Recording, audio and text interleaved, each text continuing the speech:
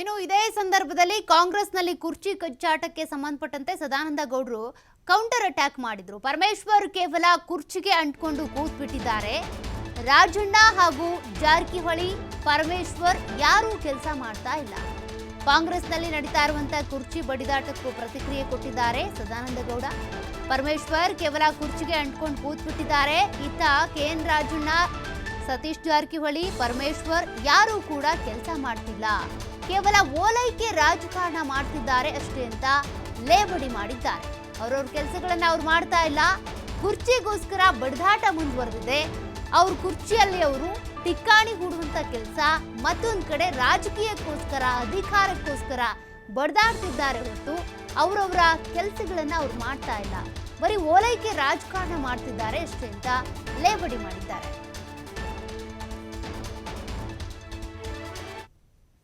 ಕಾಂಗ್ರೆಸ್ನ ಮುಖ್ಯಮಂತ್ರಿಯ ಕುರ್ಚಿಯ 4 ಕಾಲುಗಳನ್ನು ಹೇಳ್ಕೊಂಡು ಓಡಾಟ ಮಾಡುವುದನ್ನು ನೀವು ನೋಡಿದಿರಿ.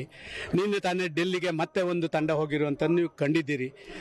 ನೀವು ಕೇಳಬಹುದು ನಿಮ್ಮ ಪಾರ್ಟಿಯಲ್ಲಿ ಇಲ್ವಾ ಅಂತ. ನಮ್ಮ ಪಾರ್ಟಿಯಲ್ಲಿದೆ. ನಾವು ಆಡಳಿತದಲ್ಲಿದ್ದಾಗ ಈ ರೀತಿ ಗಲಾಟೆಗಳಿರಲಿಲ್ಲ. ಇದೊಂದು ವಿಶೇಷ.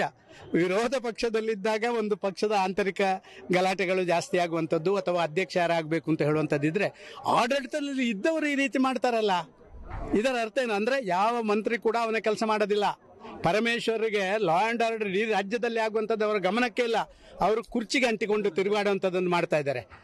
ನೀವು ನೋಡಿದಿರಿ ಎಷ್ಟು ಮೂಡ, ವಾಲ್ಮೀಕಿ, ವಕ್ಫ್ 700 ಕೋಟಿ ರೂಪಾಯಿಗಳ ಸಂಗ್ರಹ ಮಾಡಬೇಕು ಅಂತ ನಿಮ್ಮ ಎಕ್ಸೈಸು, ನಿಮ್ಮ ಲಾ ಅಂಡ್ ಆರ್ಡರ್ ಸಿಚುವೇಶನ್, ಬ್ಯಾಂಕ್ಗಳಲ್ಲಿ ದುಡ್ಡಿರ್ಲಿಕ್ಕೆ ಜನ ಹೆದರಿಕೆ ಆಗುವಂಥ ಪರಿಸ್ಥಿತಿ ಕರ್ನಾಟಕದಲ್ಲಿ ಬಂದಿದೆ ಅಂತ ಹೇಳಿದ್ರೆ, ರಾಜಣ್ಣ ಇರ್ಬೋದು, ನಿಮ್ಮ ಸತೀಶ್ ಜಾರಕಿಹೊಳಿ ಇರ್ಬೋದು, ನಿಮ್ಮ ಪರಮೇಶ್ವರ್ ಇರ್ಬೋದು, ನಮ್ಮ ಇವರು